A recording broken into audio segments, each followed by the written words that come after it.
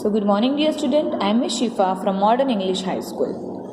Today we are going to do chapter number 4, My District from class 5 EVS. You may usually go on tour. You must be visiting sightseeing places, famous pilgrimage places and historical monument. So student, sightseeing places means जो हमें अपने जैसी जगह, अपने ऐसी जगह देखी है जहाँ से आपको कुछ व्यू दिखता हो या बहुत सारी चीज़ें होती है जो हमें बहुत अच्छी लगती है, हम वो स्पेशली वो व्यूज़ देखने के लिए हिल एरिया में जाते हैं, बहुत दूर दूर जगह हम जाते हैं जो हमें देखने से अच्छा लगता है. और फेमस पिलग्रीमेज प्लेसेस मीन्स जो मंदिर वगैरह होते हैं उसे हम बोलते हैं pilgrimage places. Historical monuments means ऐतिहासिक चीज़ें जो इतिहास से जुड़ी होती है, जो पुरानी बिल्डिंग्स होती है, वो सब चीज़ें. Find the book namely our district, find the following information from it. You may have to get the book of our district. ठीक है, उसमें क्या लिखना है, जैसे write about the historical and famous place of your district. तो आपके district की जो हिस्टोरिकल प्लेसेस, जो इतिहास से जुड़ी हुई और जो फेमस प्लेसेस हैं उसे हमें वहाँ पे लिखना है. जैसे यहाँ पे नेम दिया है तो वो नेम्स लिखने हैं. ठीक है, और वेयर इट इज़ लोकेटेड, वो कहाँ, वो जो चीज़ आपने जो लिखी है वो कहाँ, कौन सी जगह पे लोकेटेड है. पेक्युलरिटीज मतलब वो क्यों फेमस है, वो आपको वहाँ पे लिखना है. आपकी डिस्ट्रिक्ट में जो भी फेमस चीज़ें हैं वो आपको लिखनी है. Now right about famous pilgrimage places in your district.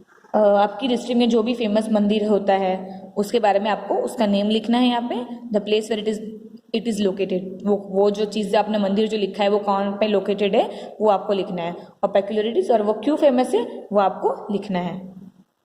So here some questions are given to you, like name of historical places where maximum pilgrimage visit. जैसे कौन सी वो हिस्टोरिकल प्लेसेस है जो फेमस है जहाँ पे पिलग्रिमेज विजिट करते हैं, मैक्सिमम पिलग्रिमेज. फॉर एग्जांपल जैसे वैष्णो देवी टेम्पल है जम्मू कश्मीर में है, गोल्डन टेम्पल है अमृतसर के अंदर, फिर सन टेम्पल इन कोणार्क है. वैसे कौन सी ऐसी चीज़ें हैं, जैसे अजमेर शरीफ है अजमेर में, सिद्धि विनायक मुंबई, तो हमको वो सब चीज़ें यहाँ पे लिखनी है. Which is the historical place famous for, और वो जो आपने जो चीज़ें लिखी है, जो नेम लिखे है, वो क्यों फेमस है आपको वो लिखना है. Third question, which pilgrimage places of your district have you visited. आपने आपकी डिस्ट्रिक्ट में कौन सी ऐसे मंदिर में आप विजिट करने गए थे, जैसे सोमनाथ हो गया, सापुतारा लेक है, तो आपने जो आप जहाँ पे आप गए हो, विजिट किए हो, you have to write this in third question. Okay, in which pilgrimage places of your district is the fair held. in your district pilgrimage places means कौन से ऐसी प्लेस है, जैसे फॉर एग्जांपल सोमनाथ है, पानेरा हिल्स है, जहाँ पे फेयर होते हैं. फॉर एग्जांपल जैसे मेला लगता है, तो आपकी जो district, in your district where it is held, fair is held, you have to write that place. Okay, which of the worth seeing places do attract maximum number of tourist. तो कौन सी ऐसी place है जहाँ पे attract होते हैं tourist, where tourist come and visit and they find attractive things. For example marine national park है, Saputara lake है, वाइट डेजर्ट है. इन दैट प्लेसेस ना so many tourist came and they use to stay there and they use to see roam around here and there, and they capture the pictures of that. They find very attractive. Student, one activity is given, so I will explain that activity. Which places have you discussed about? अभी तो आप school में नहीं हो, so you have to discuss all this thing with your elders, with your parents. Okay, जो भी place पे आप जाते हो या गए हो तो वो आपको you have to discuss with your parents. Which place have you visited out of the ones you have discussed? So whatever the place you have discussed with your elders or parents, in that discussion which place have you visited आपको वो लिखना है. Which place do you wish to see, आपको कौन सी place पे जाने की इच्छा होती है, you wish to see that place, वो आपको लिखनी है.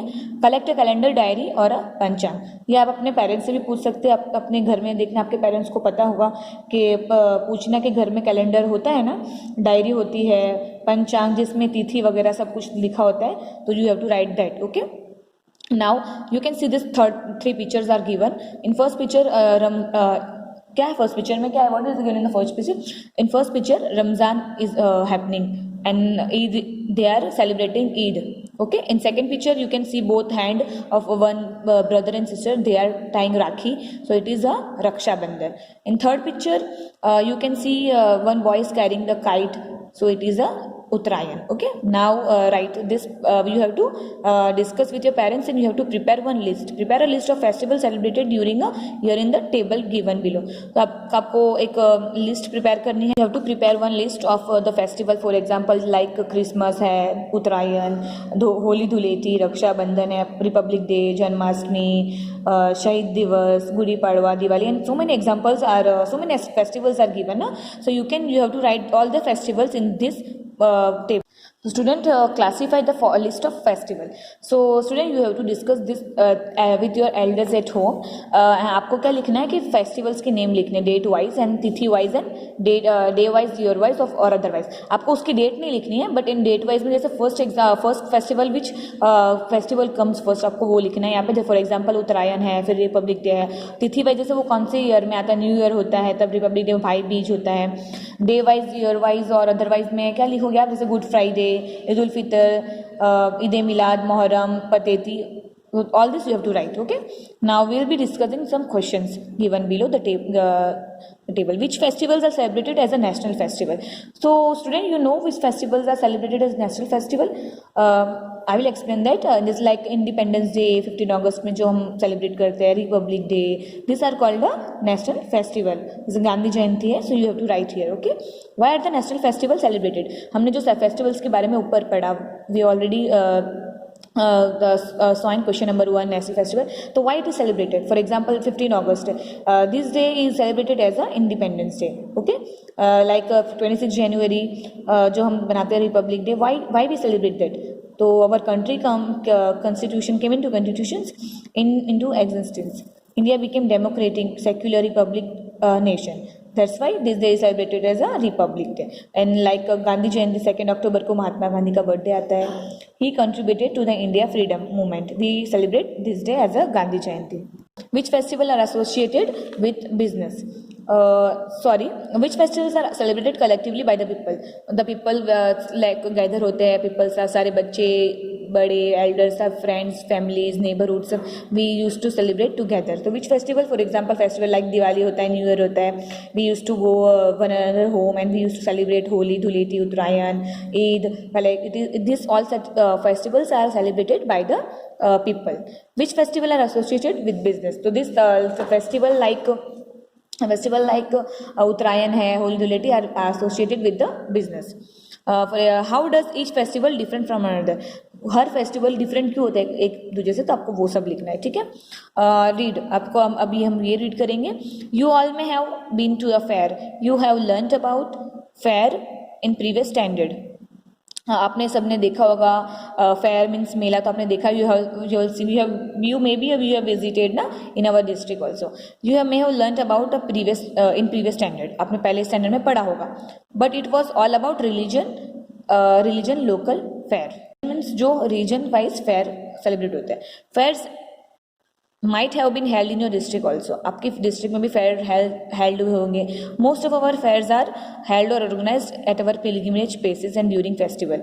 मतलब जो भी हमारे जो आसपास जो नियर बाय मंदिर होते हैं, मोस्टली वहाँ पे फेयर हेल्ड होते हैं. और इन अवर फेस्टिवल लाइक ईद हो या फिर लाइक बहुत सारी चीज़ें होती है.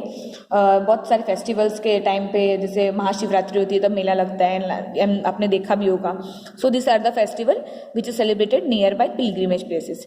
Note down the names of the places where the festivals are held from the book name my district. तो आपको माई डिस्ट्रिक्ट जो बुक है, मैंने आपको पहले भी बताया था कि उसमें से उसमें आपने देखा, आप देखोगे तो उसमें बहुत सारी फेस्टिवल्स होंगे और प्लेसेस भी होंगे, तो आपको उसमें से लिखना है. Like a place of fair, जो जहाँ पे जो प्लेसेस है जहाँ फेयर हेल्ड होता है, you have to write that. The day on और the festivals on which the fair is held और organised.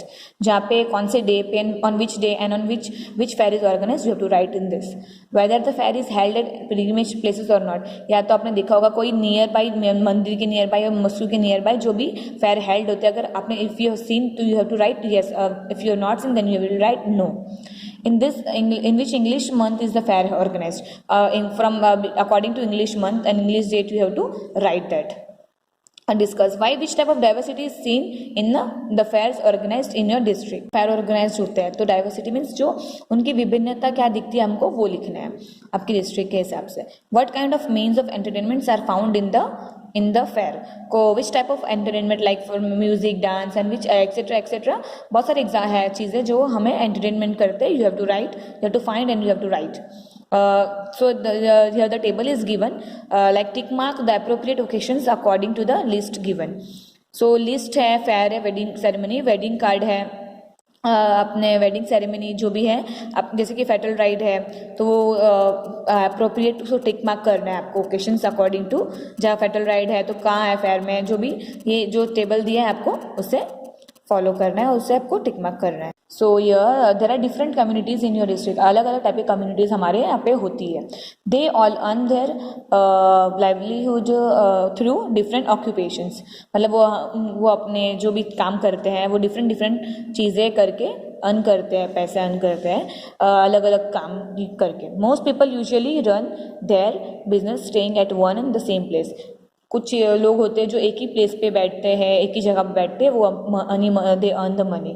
Some people have no vendor daily for the occupations and livelihood, मतलब कुछ लोगों को यहाँ से एक जगह से दूसरी जगह जाना पड़ता है। They have to roam here and there, they have to for the money. Here the table is given. There lives nomadic tribes in our district. Nomadic tribes जो होते हैं जो इधर से उधर घूमते हैं, जैसे बंजारे हो गए, they are called nomadic tribes. Collect information regarding life of different kind of people from your village. जो इन्फॉर्मेशन आपको निकालनी है like different kinds of people जो होते हैं उनकी आप we have to discuss with your parents and elders and you have to collect the information about that. For example name of community, कौन सी कम्युनिटी से बिलोंग करते हैं, ऑक्यूपेशन क्या है, कॉस्ट्यूम मतलब जो women what the women wear and what the man wear, you have to write here what which type of food they eat, you have to write here their tools and means what kind of things they use. तो आपको उस चीज़ें यहाँ पे table में लिखनी है। Fill in the colours which aspects of life of an individual are affected by the profession।